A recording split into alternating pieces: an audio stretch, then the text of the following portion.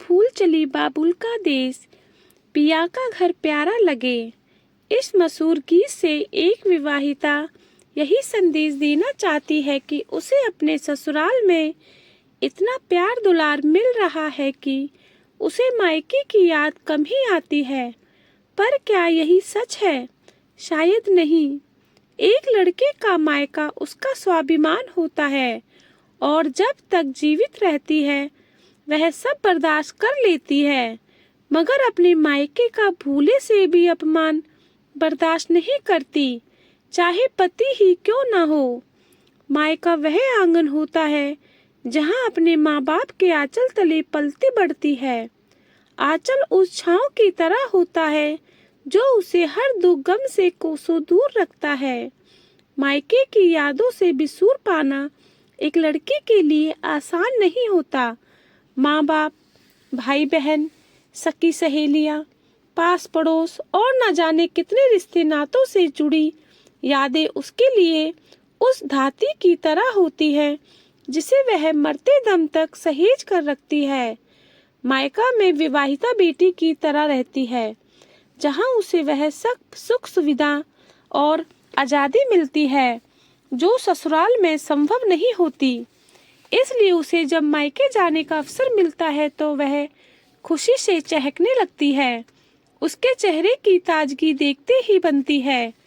कुंवारेपन की अड़हड़ता और बेफिक्री फिर से लौट आती है। उम्र चाहे कुछ भी हो, मायके की कशिश उसे बिन दूर खींच लाती है। मायके में ना किसी की टोका टिप्पणी होती है और ना ही सबसे पहले उठने की जल्दी। पता लगा सूरज सिर पर चढ़ने वाला है, वही माँ पहले की तरह चिल्लाती रहती है, कब उठोगी? क्या ऐसा ही ससुराल में भी सोया रहती हो? भगवान जाने वे लोग क्या सोचते होंगे कि हमने बेटी को कुछ सिखा पढ़ा कर नहीं भेजा। तभी पापा की आवाज आती है, तुम्हारे चिल्लाने की आदत गई नहीं, सोने दो। अपने बाप के घर नहीं सोएगी तो क्या ससुराल में सोएगी? इतना कहना भरता कि मम्मी पापा में बहस होनी शुरू हो जाती है। आप ही के लाड़ प्यार ने इसे बिगाड़ रखा है। तभी अंगड़ाई लेते हुए बेटी की नींद खुलती है। अलसाई कदमों से चलकर फ्रेश होती है, फिर सीधे नाश्ते की टेबल पर बैठकर नाश्ता करने लगती है।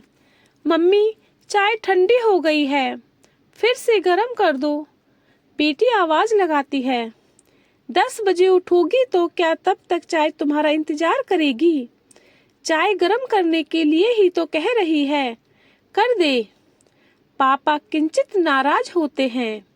उन्हें अपनी बेटी की जरा भी तकलीफ बर्दाश्त नहीं होती है।